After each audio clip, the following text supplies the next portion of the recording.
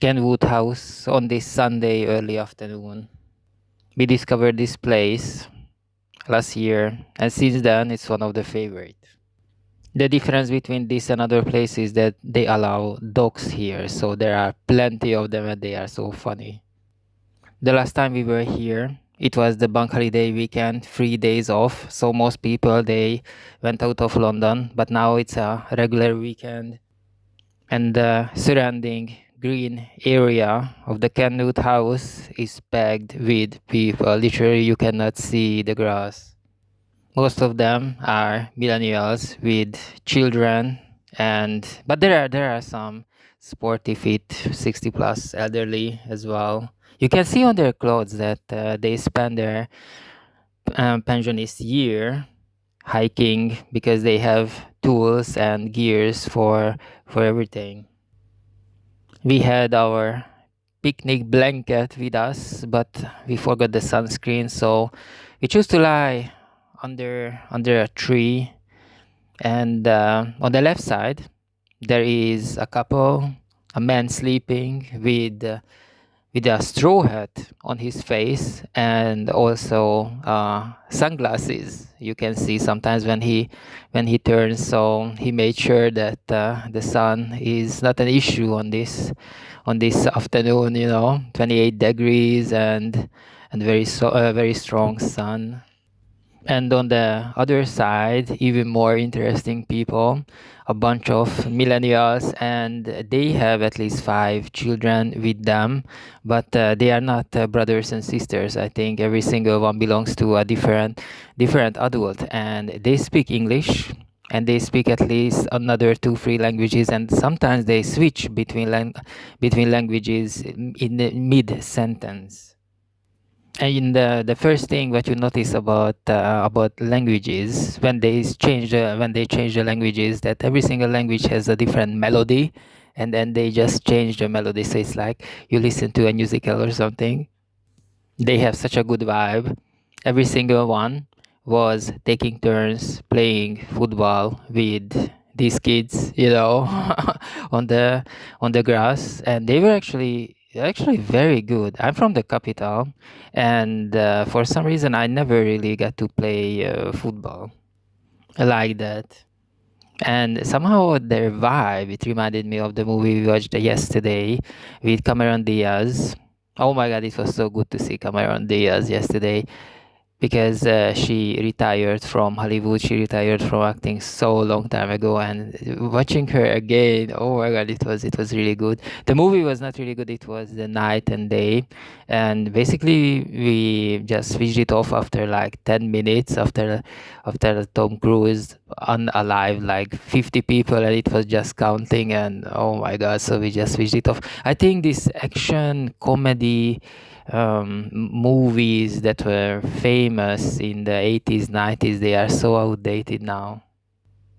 I didn't really sleep too good yesterday evening, because I don't know, probably because for years now I'm doing the night shift, and sometimes it rarely happens actually, but sometimes I don't really fall asleep. I am wide awake. So what I do, I put on some travel videos on YouTube, especially the ones when it's about a group of people traveling, and they talk about their relationship beginning, at the end, and during the trip, because when you travel with someone, they usually showing a different face, and it's super interesting to me. I'm very lucky because I traveled with most of my friends, and they showed their different faces as well, and I like both of them.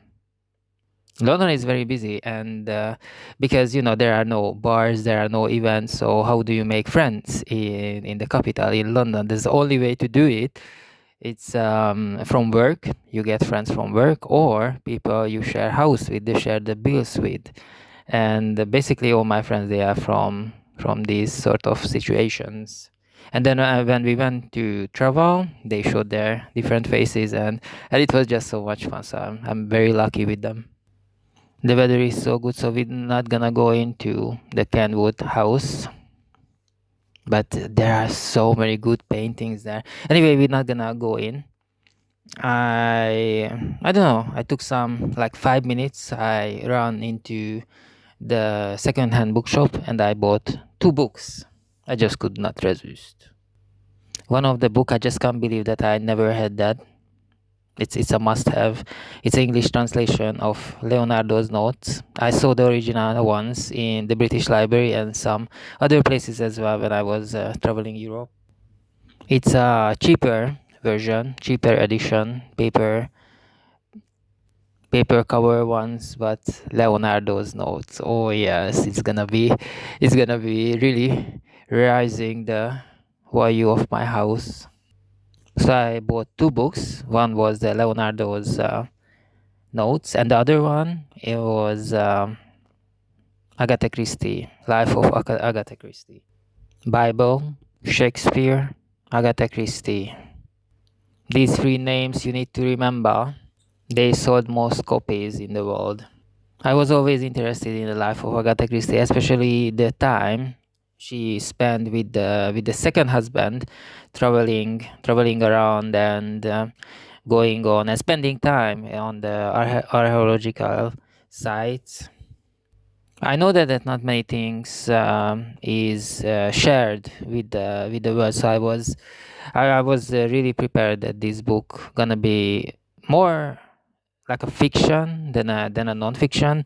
And then as I was on a picnic blanket, I decided to read a couple of pages, and I saw that actually it's Agatha Christie's daughter who was the author to write this book. And Agatha Christie's daughter gave the author unlimited, unconditional access to all the letters Agatha Christie received in her lifetime and all the letters that was actually sent by her.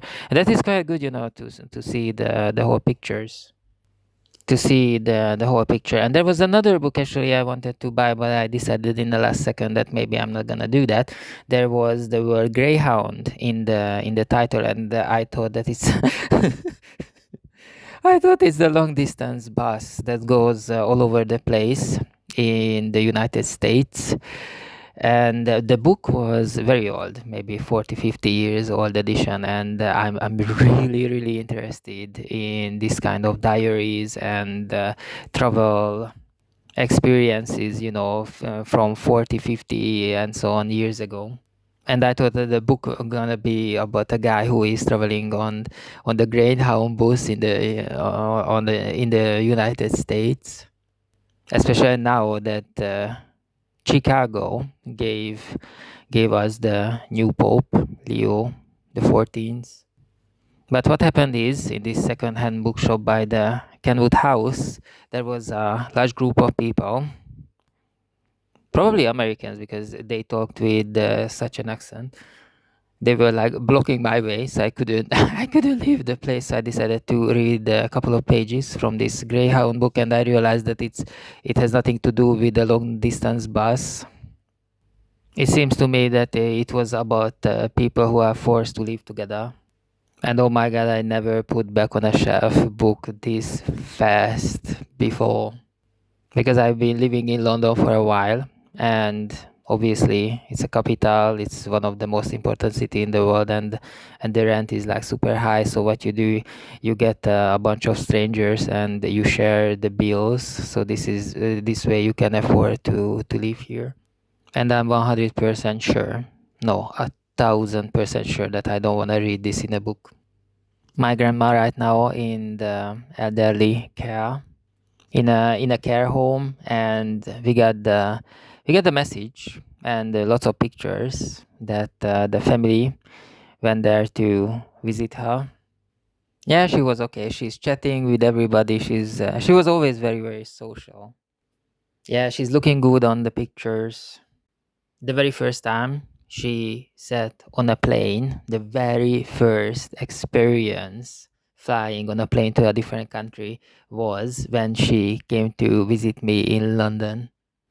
And at the time, I had like 12 flatmates, and one of them made tuna salad for her with lots of capers and egg.